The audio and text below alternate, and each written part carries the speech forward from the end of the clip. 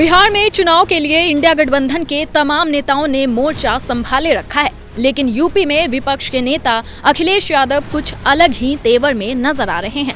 बिहार में बदलाव के लिए वोट अपील अखिलेश की अब भी जारी है। इस बार नवादा और जमुई विधानसभा से अखिलेश ने मोर्चा खोला और बैक टू बैक बीजेपी पर हमला रहे। जमुई में मंच से संबोधन के दौरान अखिलेश ने अवधेश प्रसाद का जिक्र कर बीजेपी पर निशाना साधा। कहा, जहां से बीजेपी ने हिंदू मुस्लिम राजनीति शुरू की, वहां से जीते अवधेश जी। ये अयोध्या में नहीं जीते हैं। जो लोग आप लोग समझते होंगे, जहां से भारतीय जनता पार्टी ने सांप्रदायिक राजनीति शुरू की, जहां से उन्होंने भाईचारे को बिगाड़ने का काम शुरू किया, भारतीय जनता पार्टी ने जहां से हिंदू मुस्लिम को अलग करने का काम किया, उसी स्थान पर उसी सांप्रदायिक राजनीति को अगर किसी ने हराने का काम किया तो आपके अवधेश प्रसाद जी ने हराने का काम किया। सांप्रदायिक राजनीति को खत्म किया है और अवधेश प्रसाद जी वहां से जीत करके पूरे देश में एक सौहार्द का और सामाजिक न्याय का संदेश देने का काम किया है। इसलिए जब ये भी आ गए, हम लोग भी आ गए हैं। इतना ही नहीं, बिहार चुनाव के पहले चरण के मतदान को लेकर भी अखिलेश ने बड़ा दावा किया और कहा, कल मतदान के साथ बिहार में नई सरकार बनेगी और जब सरकार बदलेगी तब बिहार बदलेगा। बिहार की सम्मानित जनता मतदान करने जा रही है। कल जब सुबह होगी, वो सुबह केवल बिहार के लिए नहीं, लेकिन जब मतदान पड़ जाएगा तो उस पहले चरण में ही नई सरकार बनने की सुबह की शुरुआत हो जाएगी।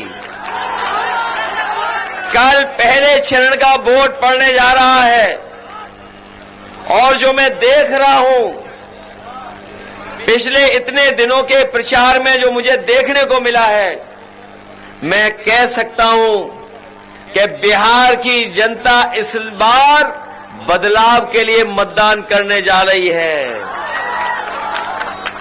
जब सरकार बदलेगी तब बिहार बदलेगा। बताओ, सरकार बदलोगे? जब सरकार बदलेगी तब बिहार बदलेगा। जमुई में नीतीश और बीजेपी पर निशाना साधने और जनता से वोट अपील करने के लिए नवादा पहुंचे अखिलेश, जहां वो सीएम योगी को नहीं भूले और मीडिया से बात करते हुए उन पर प्रहार किया। कहा, योगी जी की किसी बात पर भरोसा नहीं करना, वो योगी होकर झूठ बोलते हैं और पहले अवध हारते थे, अब मगध हारेंगे। योगी जी की किसी बात पर भरोसा मत करना, योगी होकर के झूठ बोलते हैं।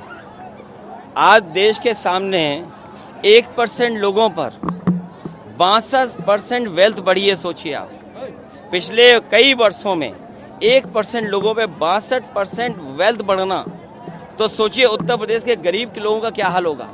और किसान के लिए जो खाद न दे पा रहे हैं, उनकी पैदावार की कीमत न दे पा रहे हो, नौजवान को नौकरी न दे पा रहे हो, वो किस मुंह वोट मांगने आ रहे हैं। और अभी अभी यूपी हरवाया, यूपी की जनता ने बीजेपी को नकार दिया।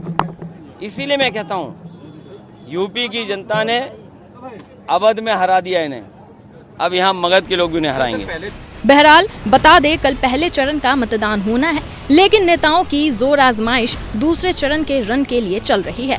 6 नवंबर को पहले चरण और 11 नवंबर को दूसरे चरण के लिए वोट डाले जाएंगे। 14 नवंबर को नतीजे आएंगे, तभी पता चलेगा जनता ने किसको इस बार बिहार की गद्दी देने का फैसला सुनाया है।